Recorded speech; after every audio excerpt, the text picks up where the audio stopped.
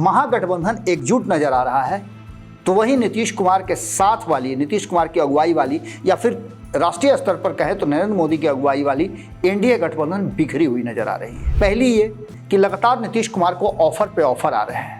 नीतीश कुमार जो छोड़ करके गए थे यहाँ, वो भी उन्हें प्राप्त नहीं हो रहा है। नीतीश कुमार ने 28 तारीख को पिछले ही महीने में बैठक की। उस बैठक के बाद भी बहुत सारी बातें आई और नीतीश कुमार ने जो एजेंडा दिया, उस एजेंडे की चर्चा उसी समय तक हुई। उसके बाद उस एजेंडे पर किसी भी तरह की कोई चर्चा नहीं है। नोरमा ग्रुप, जो सोचता है वो करता है। आपके अपने सपनों का आशियाना। नमस्कार, एक बार फिर से आपका बहुत बहुत स्वागत करते हैं। भीतर की बात लेकर के आपके सामने हाजिर हैं। भीतर की बात में लगातार जिस बात की चर्चा चल रही है, और जेपी नड्डा के बिहार दौरा के बाद प्रधानमंत्री नरेंद्र मोदी का दौरा होना है, और इसको लेकर के चर्चाएं चल रही हैं कि क्या नीतीश कुमार प्रधानमंत्री के साथ दोनों यात्राओं में मंच पे शामिल होंगे। इस बीच नीतीश कुमार ने भी, जैसा कि हमने खबरों में बताया भी आपको, कि अब्दुल कलाम आज़ाद की मूर्ति अनावरण को लेकर के काफ़ी ज़्यादा व्यस्त हैं, और उसको लेकर के समय पर वो हो जाए, इसको लेकर के भी वो लगातार दौरा कर रहे हैं। यानी कि देखा यही जा रहा है कि कहीं ऐसा ना हो कि प्रधानमंत्री आएँ और नीतीश कुमार उनके मंच पर नहीं हो। अगर ऐसा होता है तो निश्चित रूप से बिहार में एक बड़े सियासी उथल पुथल की चर्चा फिर से शुरू है, वो स्थापित होती हुई नजर आएगी। जेपी नड्डा के साथ मुलाकात के बाद बहुत सारी बातें तो खुल करके नहीं आई, लेकिन जेपी नड्डा जिस तरह से बिहार आए, पटना आए, और दुनिया भर में जो चर्चाएं चल रही हैं, देश भर में जिस बात को लेकर के आपाधापी मची हुई है कि क्या नीतीश कुमार भारतीय जनता पार्टी और एनडीए की सरकार के साथ आने वाले चुनाव तक रहेंगे। इसके साथ साथ ये भी चर्चा है कि आने वाले समय में भारतीय जनता पार्टी को बहुत सारे फैसले लेने हैं। क्या भारतीय जनता पार्टी फैसले जैसे लेती आ रही है पिछले करीब 5-6 सालों से, उसी तरह से लेगी, या फिर आरएसएस जिस तरह से एग्रेसिव दिख रहा है वो इस फैसले में सामने नजर आएगा। नीतीश कुमार को लेकर के भी कहा यह जा रहा है, और जेपी नड्डा को लेकर के कहा जा रहा है कि ये दोनों ही एनडीए से बाहर भीतर होते रहे हैं। अब ऐसी स्थिति में इन पर कितना भरोसा रखा जाए।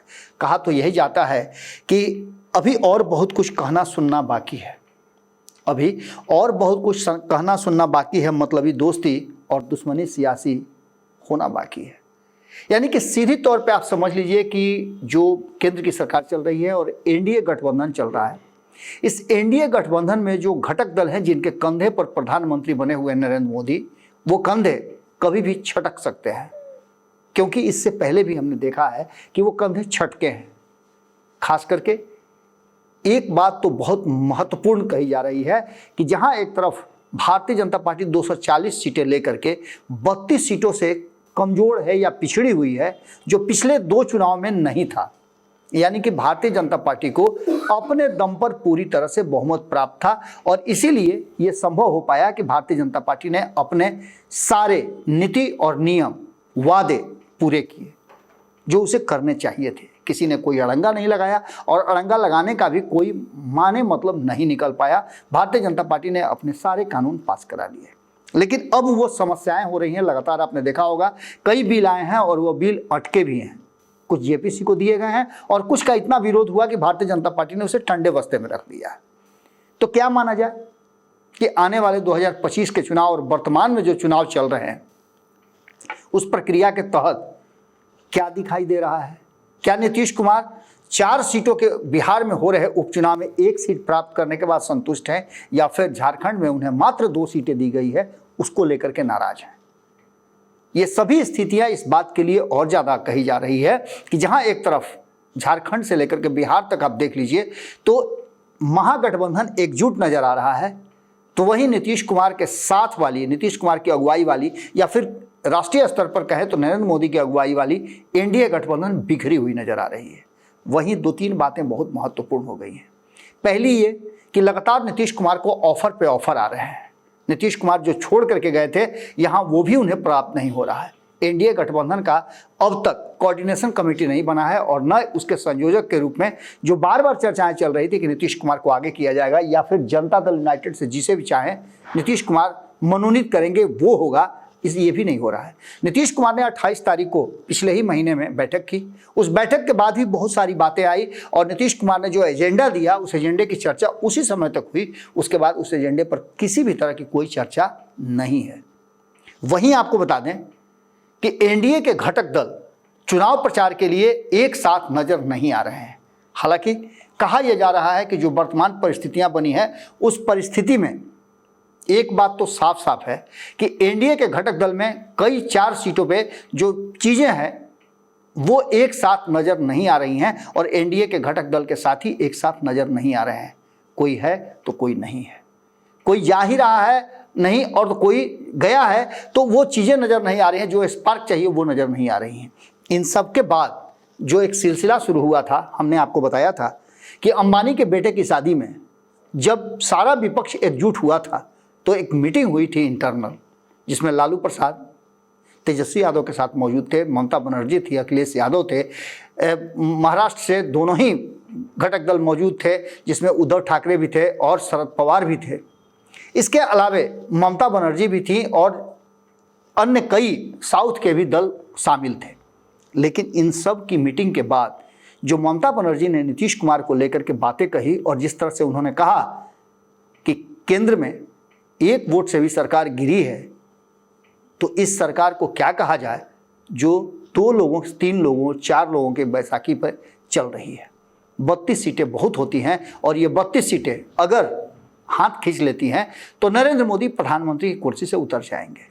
इसके साथ साथ एक और चर्चा बहुत जोर शोर से चली थी, जिसकी हमने आपको कई बार रिपीट करके बताया है कि ममता बनर्जी ने अखिलेश यादव और तेजस्वी यादव को ये एक तरह से टास्क दिया था कि आप नीतीश कुमार से बेहतर संबंध, बेहतर रिश्ते बनाएं और जो कमियां रह गई थी महागठबंधन यानी इंडिया गठबंधन बनाने में, उस कमी को दूर कर लिया जाए। क्योंकि नीतीश कुमार ने जो एजेंडा दिया था, जो इस तरह का रास्ता बनाया था, वो रास्ता बहुत ही बेहतरीन था। उसी रास्ते के दम पर चल करके महागठबंधन या इंडिया गठबंधन कह लीजिए, उसने नरेंद्र मोदी को जो 400 के पार वाला नारा था उसको ध्वस्त किया है। नीतीश कुमार का ही बनाया हुआ फॉर्मूला था कि 162 सीटों पे जो बिहार, उत्तर प्रदेश और बंगाल की है उसको अगर एक साथ मिला लिया जाए और ये तीनों राज्य नरेंद्र मोदी को टक्कर दें तो ऐसी स्थिति में उन्हें प्रधानमंत्री की कुर्सी पर जाने से रोका जा सकता है। और ऐसा हुआ भी। हालांकि अभी भी आपको बता दें तो अगर गंभीरता से आप देखें और आंकड़ों को अगर नट सेल में करके देखा जाए तो मात्र 12 सीटें भारतीय जनता पार्टी की बिहार में है। वहीं उत्तर प्रदेश और पश्चिम बंगाल में वो अपनी बहुत कम सीटें ला पाई है, जो पिछली बार उसने 2019 में प्राप्त किए थे। 50% से नीचे उत्तर प्रदेश में आ गई है। तो वहीं आपको बताएं पश्चिम बंगाल में ममता बनर्जी ने भी भारतीय जनता पार्टी को अच्छी खासी मात दी है, टक्कर दी है। अब ऐसी स्थिति में जो नए समीकरण बन रहे हैं उस समीकरण के तहत कहा यह जा रहा है कि नीतीश कुमार की महागठबंधन में वापसी होगी। इस बात को लेकर के कई सवाल खड़े हो रहे हैं। कयासों के बाजार में इसका भाव बहुत तेज चल रहा है। रातों रात हवा बदलती हुई दिखाई दे रही है और यह हवा तब बदली है जब ममता बनर्जी की बात हमने बताया, महाराष्ट्र से लेकर के वो बिहार तक उड़ती उड़ती आ गई थी। और उसके बाद से कहा यह जा रहा था कि लालू प्रसाद ने प्रयास भी शुरू कर दिया है। कांग्रेस को मनाने की बात भी चल रही है, लेकिन कांग्रेस तब तक तैयार नहीं थी।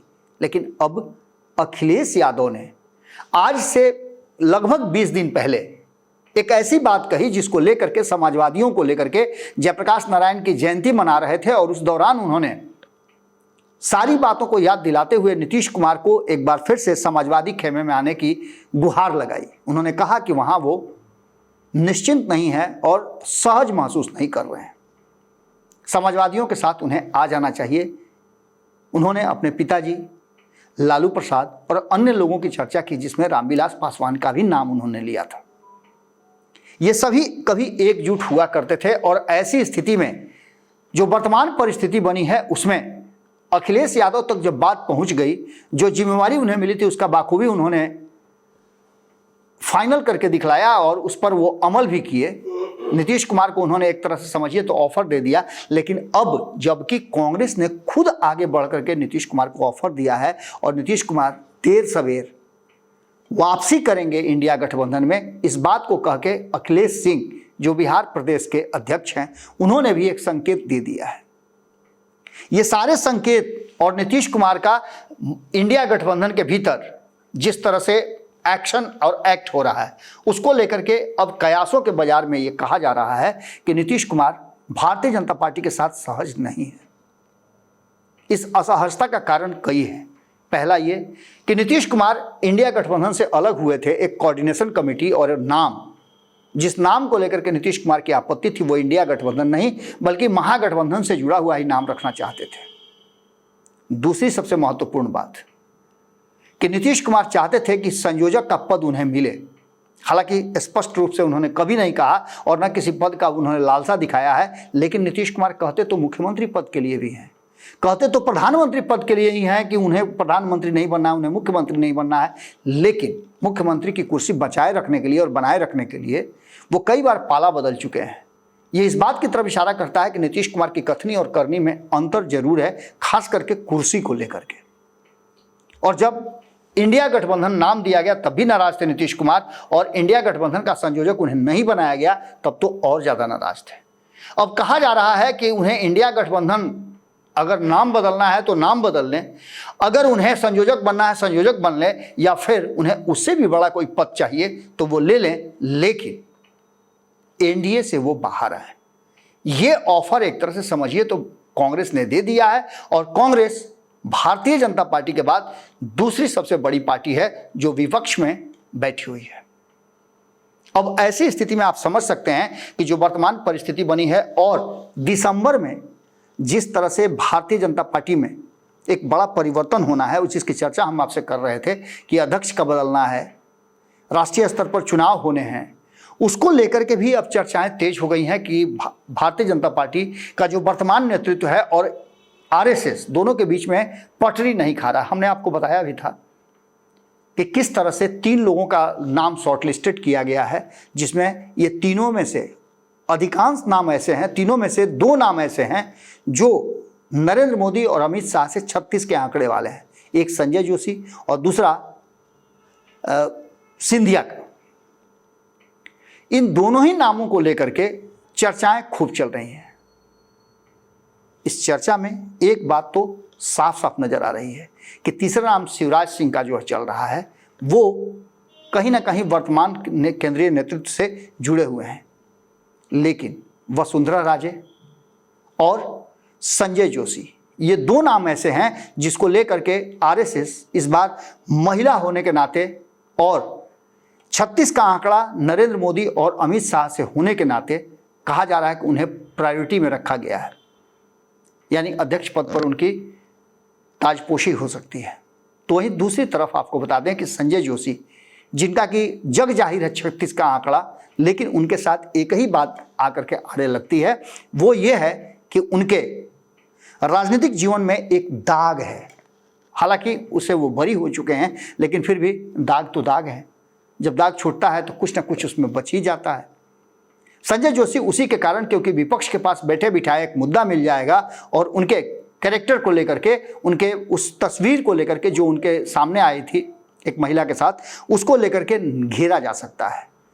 तो ऐसी स्थिति में आप समझ सकते हैं कि आरएसएस चाहता भी है कि ऐसा सामंजस्य बिठा करके रखा जाए कि नरेंद्र मोदी और अमित शाह जो वर्तमान में जिन जिन लोगों के साथ, जिन जिन दल के साथ, जिन नेताओं के साथ उनके व्यवहार अच्छे नहीं हैं, आरएसएस भारतीय जनता पार्टी को सत्ता में बनाए रखने के लिए और केंद्र की सत्ता पर काबिज रखने के लिए एक बड़ा एक्शन ले सकता है, एक बड़ा फैसला ले सकता है, जिसमें अपने हिसाब से वो अध्यक्ष चुन सकता है।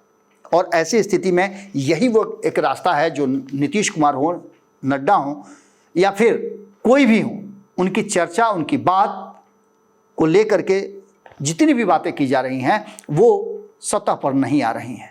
जेपी नड्डा को लेकर के पहले भी नाराजगी रही है, नीतीश कुमार की भी, और जेपी नड्डा के बयान पर ही नाराजगी आरएसएस की रही है। इस बात को अच्छी तरह से आप समझ सकते हैं कि जेपी नड्डा ने एक तरफ जहां आरएसएस की ज़रूरत को शून्य बताया था कि वो भारतीय जनता पार्टी इतनी मजबूत हो गई है कि वो अब आरएसएस के कंधे पर सवार नहीं होगी, तो दूसरी तरफ उन्होंने कहा था कि छोटी पार्टियां, क्षेत्रीय पार्टियों के बारे में कि वो विलीन हो जाएंगी या हमारे साथ विलय कर लेंगी। अब ये दोनों के रास्ते एक हो गए हैं। तो वहीं चंद्रबाबू नायडू भी सहज नहीं है।